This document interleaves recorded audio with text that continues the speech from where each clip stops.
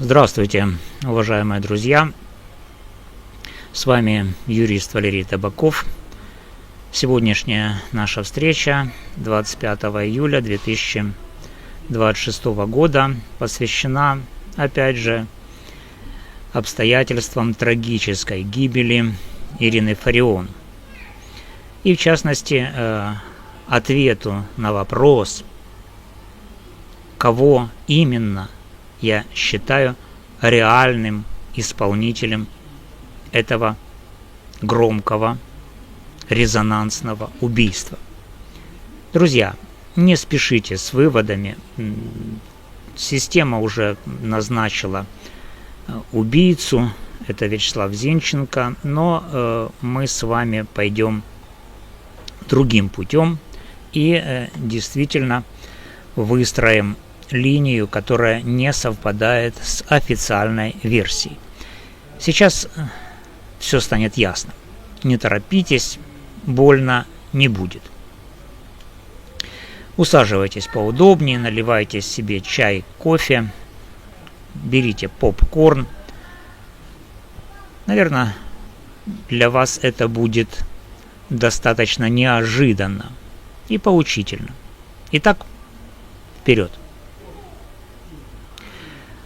Что мы наблюдаем в итоге уже через 2 года после того, как Ирина Фарион погибла?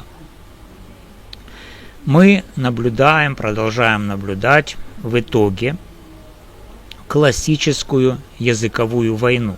Об этом говорят буквально все. Из каждого утюга языковая война. На этой языковой войне производится, как вы сами понимаете, тотальная мобилизация на языковой фронт.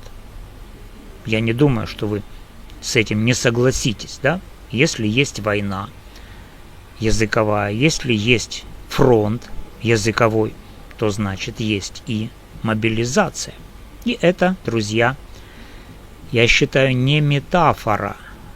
Не спешите хихикать или там улыбаться язвительно. Это не метафора. Языковой фронт, мобилизация, языковая война не метафора для красного словца. Это, друзья, реальность, в которой мы уже живем много лет. Я думаю, с этим вы согласитесь, да? Война, мобилизация, фронт. Необычная война, да, которую мы наблюдаем, в принципе, да? Мы видим, как мобилизация происходит, как там дела на фронте, как там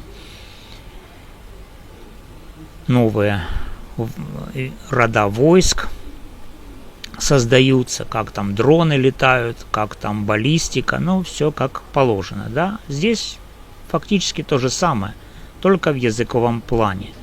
Мобилизация, война, фронт. Итак, что же на самом деле произошло с Ириной Фарион? С Фарион произошел, друзья, такой вот случай.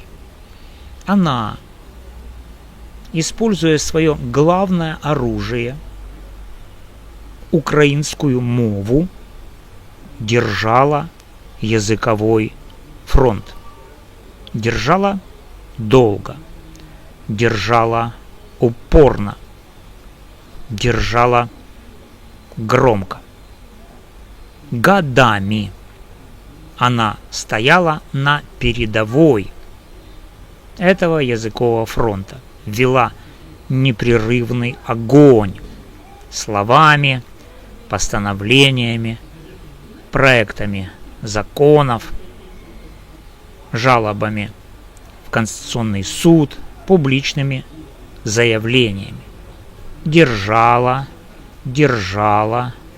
И тут в 2024 году вдруг, после очередной победы в апелляционном суде, вдруг решила дезертировать, не совсем дезертировать, может быть, даже не полностью дезертировать, но решила так себе сходить в отпуск с этого фронта. Кого это сейчас с фронта в отпуск отпускают? Но Ирина решила пойти в отпуск. Поэтому она собрала чемодан.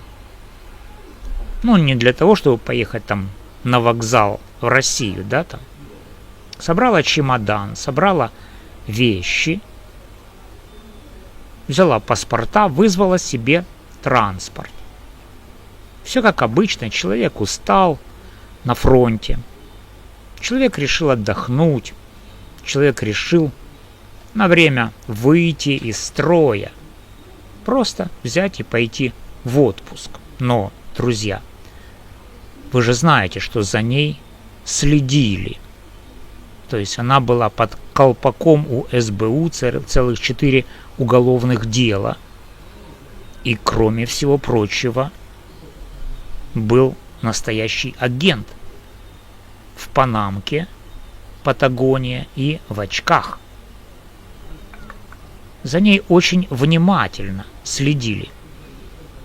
И как это бывает на настоящем фронте и на настоящей войне.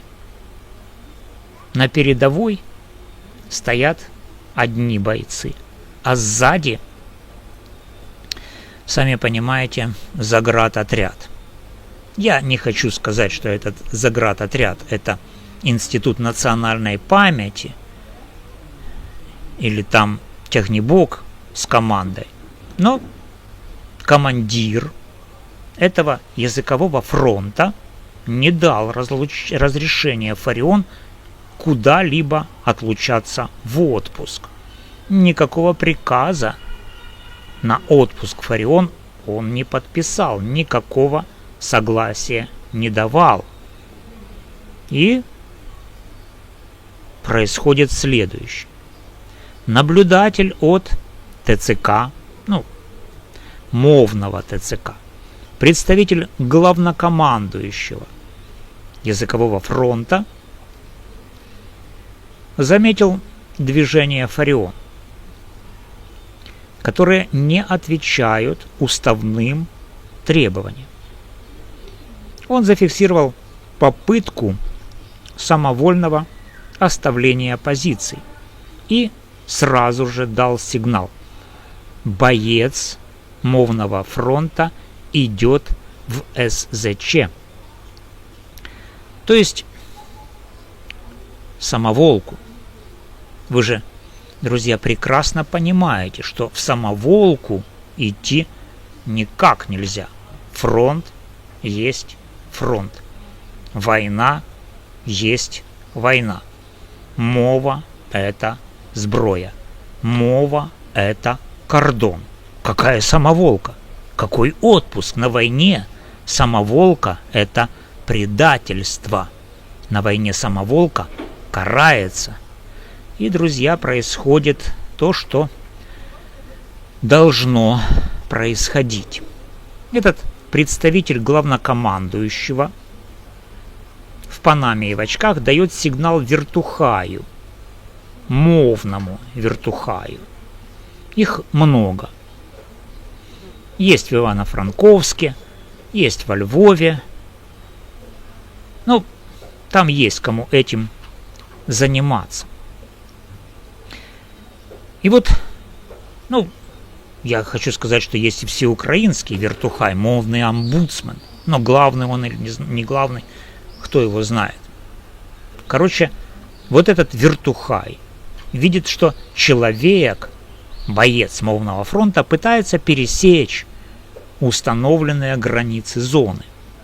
И тут вылетает снаряд, и этот снаряд просто убивает бойца мовного фронта, смертельно ранит Ирину Фарион, которая собралась в самовольный отпуск. Ее увозят в больницу, а в больнице она умирает.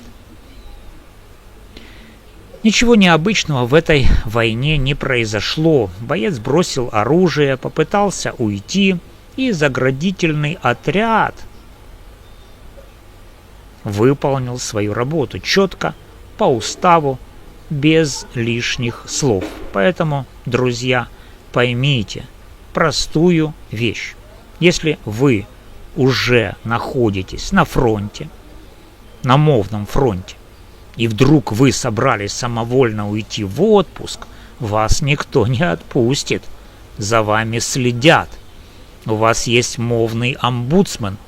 У мовного омбудсмена есть заградотряды. И эти заградотряды работают. Если боец, вот такой как Ирина Фарион, попытается сделать шаг влево или шаг вправо, его ликвидируют. Нарушение устава в этой войне, на этом фронте, не допускается. Никогда. Ни при каких обстоятельствах. Поэтому, друзья, будьте внимательны. Перемирие пока не объявлено. Следите друг за другом. Стучите каждый раз. Не допускайте дезертирства с мовного фронта, потому что цена такого дезертирства известна. Посмотрите, сколько заплатила за это Ирина Фарион. Всем удачи! Берегите себя. Помните, на мовном фронте отпусков не бывает.